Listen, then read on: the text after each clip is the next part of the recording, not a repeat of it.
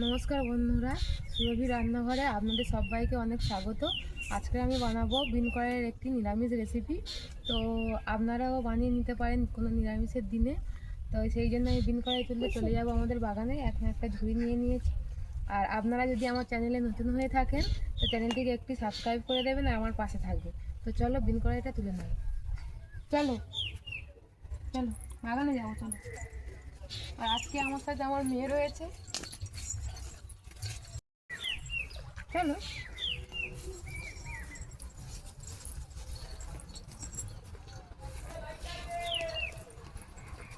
এই যে চলে এসেছি, এই দেখো বিন কড়াই গাছ।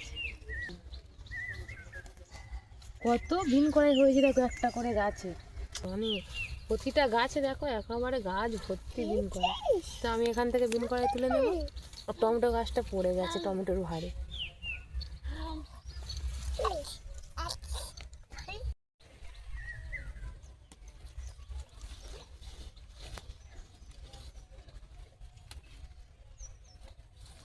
পড়ে যায়।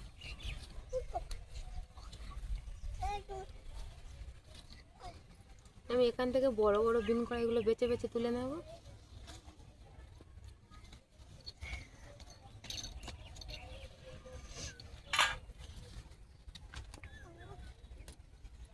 এবার গাছটা দেখো,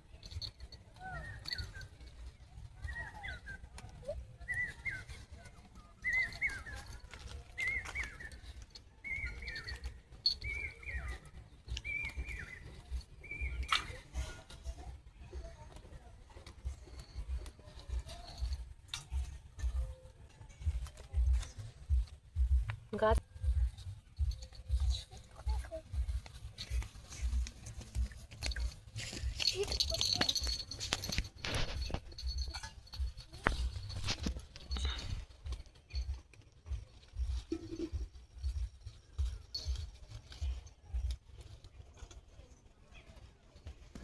সোনা কড়াই তুলে নিচ্ছে ওপরে।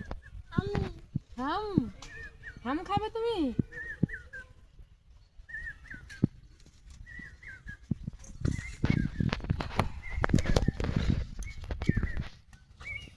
এই কড়াইটা দেখো,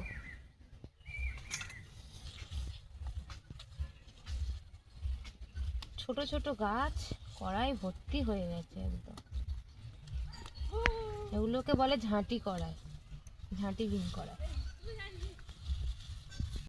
চলে এসেছি রান্নাঘরে সব জিনিসপত্র নিয়ে।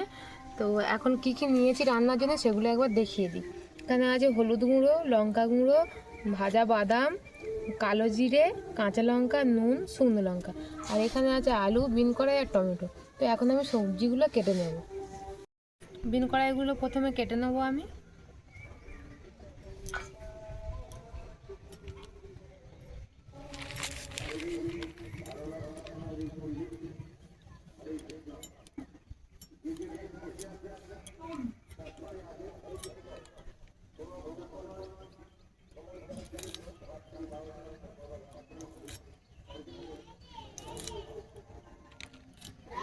বিন কড়াইগুলো এরকম সাইজ করেই কেটে নিলে হয়ে যাবে। গাছের টাটকা বিন কড়াই তো একদমই নরম, কি সুন্দর কচি বিন কড়াই। গাছ থেকে টাটকা তুলে রান্না করলে সেই মানে তরকারির স্বাদও অন্যরকমই হয়।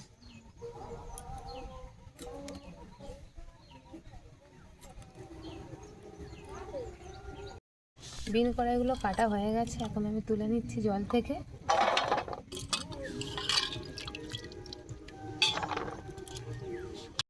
এবারে আলুগুলো কেটে নেবো।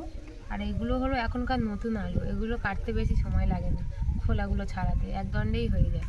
এই যে দেখো বঁটির পিছনে এইরকমভাবে ঘষলে খোলাগুলো উঠে যাবে।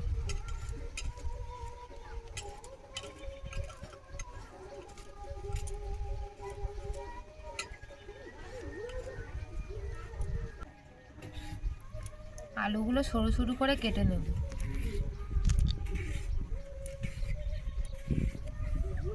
মানে যেরকমভাবে ভাজা হয় তার থেকে একটু মোটা মোটা। এই যে আমি কাটছি এখন,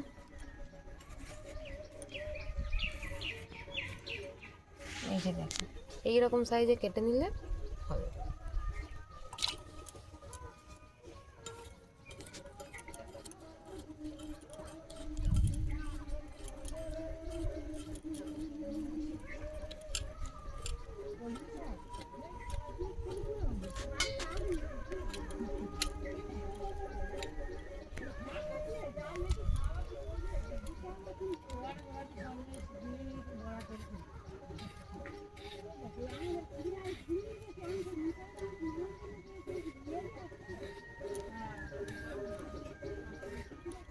একটা আলু কাটা হয়ে গেল, বেশিক্ষণ লাগে না আলুগুলো কাটতে, সবগুলো কেটে নেবো।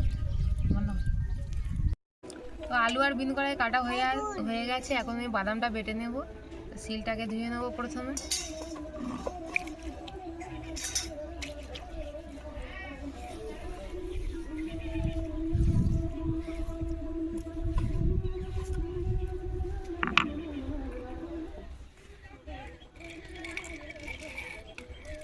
আমি ভাজা বাদাম নিয়েছি, আপনারা চাইলে কাঁচা বাদাম ভিজিয়ে রেখেও বাটতে পারেন।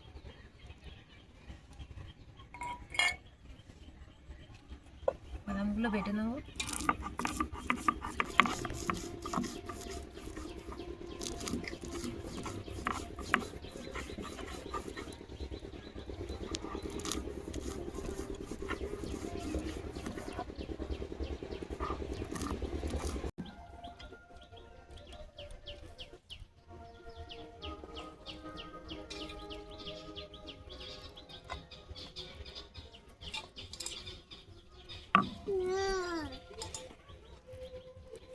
বাদাম বাটা হয়ে গেছে, এখন তুলে নিচ্ছি।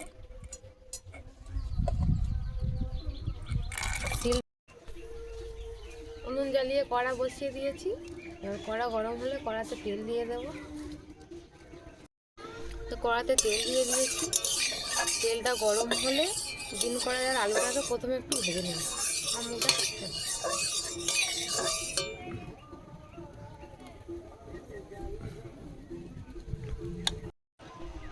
তেল গরম হয়ে গেছে, এবার বিন কড়াইগুলো দিয়ে দেবো।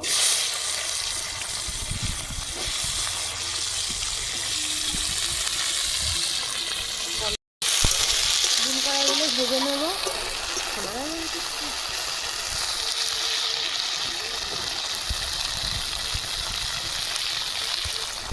একটু সামান্য নুন দিয়ে দেবো।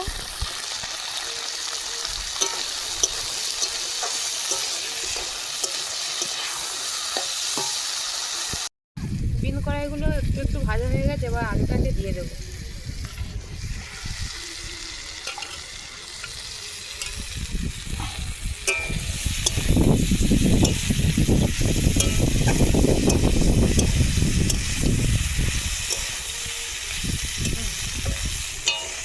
এবার আলু আর বিন কড়াইটাকে ভালোভাবে ভেজে নেব।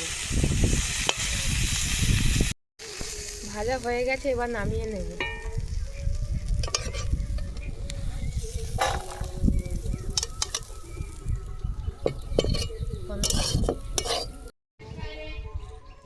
দুটো শুকনো লঙ্কা ফোড়নে দিয়ে দেবো। কালো জিরে দিয়ে দেবো। ফোড়নটাকে একটুখানি ভেজে নেব। হয়ে গেছে, এবারে টমেটোটা দিয়ে দেবো।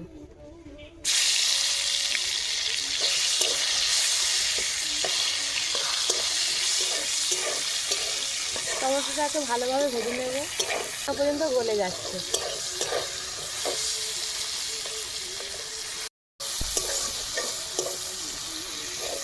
টমেটোটা গলে গেছে, আবারও ভাজা বিন আর আলু দিয়ে দেবো।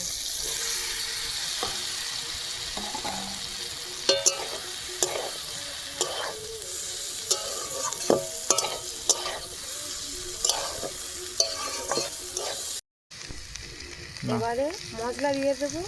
সে নুন পরিমাণ মতো, হলুদ গুঁড়ো, লঙ্কা গুঁড়ো। ফোড়নে লঙ্কা দিয়েছিলাম তাই অল্প করেই দিলাম লঙ্কা গুঁড়োটা। এবারে মশলাটাকে একটু ভালোভাবে কষিয়ে নেব।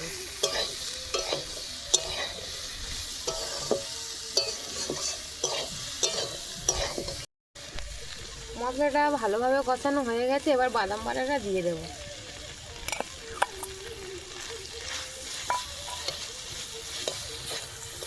বাদাম বাটাটা দিয়ে ভালোভাবে কষাতে হবে। যত ভালো কষানো হবে তরকারির স্বাদও তত ভালো হবে। এই কষানোর কাছেই রান্নাটার মেন স্বাদ।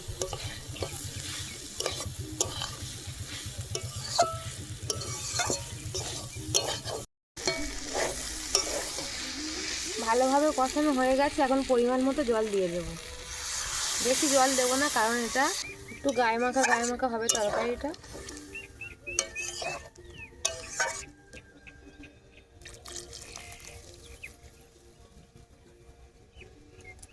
চাপা দিয়ে দেব।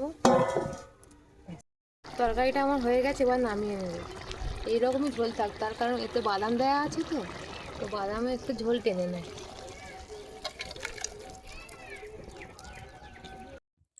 তো বন্ধুরা, আপনারাও বাড়িতে এইভাবে এই রেসিপিটি ট্রাই করতে পারেন।